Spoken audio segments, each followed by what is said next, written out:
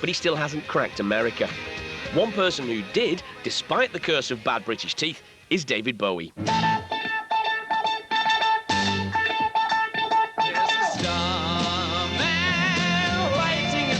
Back in the 1970s, it was his dazzling performance in his glam rock persona of Ziggy Stardust that made David Bowie an international success, even with those distinctive choppers.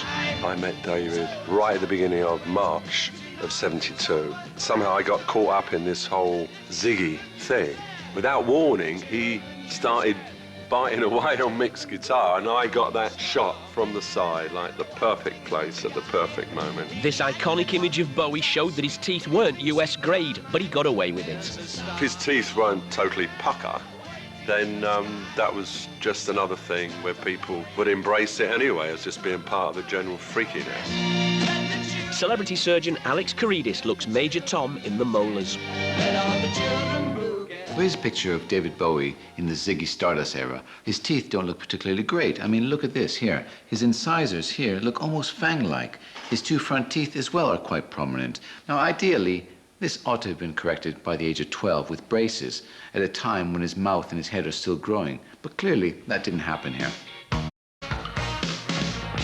In the world of pop, a polished image is everything. And for Bowie, that meant a dazzling smile and whiter teeth. Well, here are two pictures of David Bowie. Here he is in his Let's Dance period. I clearly see some changes have occurred to his teeth, but what are these changes? Let's look more closely at them in these close-up images. Looking at these gums in particular, to me they look somewhat healthier, somewhat pinker.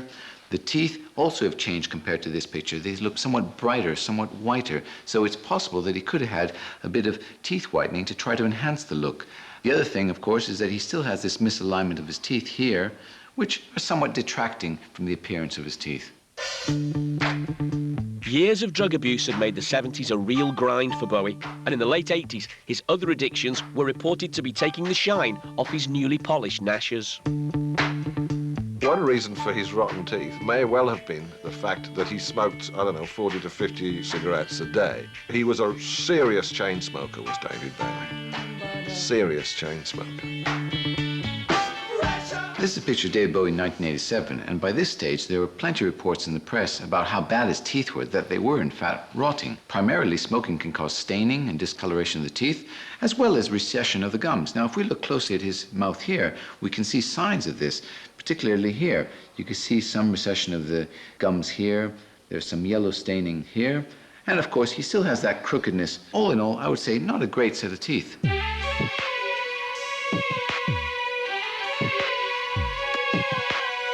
But all that was about to change when in the early 90s, Bowie married one of the world's most beautiful women, supermodel Iman, and had his most drastic teeth transformation yet.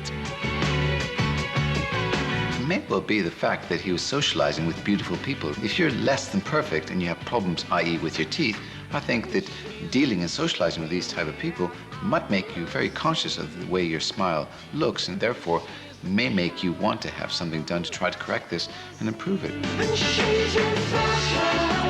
He's always been aware of the look and the style of being a rock star in addition to just the sound. Once he gets together with Iman, he looks so cleaned up. Bowie and Iman represent glamour and superstardom. They don't represent crazy, weird rock and roll. Bowie's new teeth may have given him the edge in the glamour stakes, but there were other professional considerations.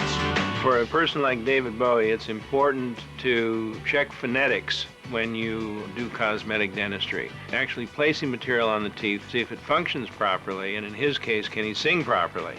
If you make teeth too long or too short, you could cause a person to lisp, cause teeth to click, or dentistry to break. So it's very important, especially for an entertainer. Well, by 1995, we can see quite a transformation here with his smile. Look at this picture compared to 1987. There's a big change, big improvements on his teeth.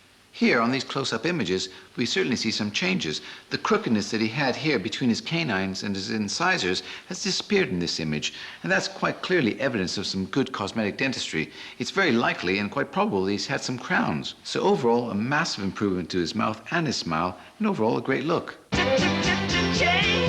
David Bowie's music is among the most influential of all time. He's a multi-millionaire, happily married to Iman. These days, he can afford to smile in every way.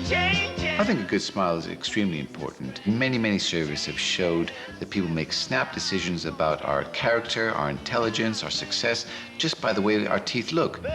Trying to emulate the Hollywood smile has led to a 300% rise in cosmetic dentistry in the last few years, making that killer celebrity grin the latest must-have accessory.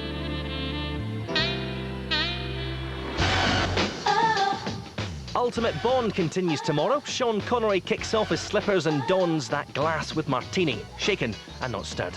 He's joined by Kim Basinger and Max von Sydow. Never Say Never Again, tomorrow at 8:30.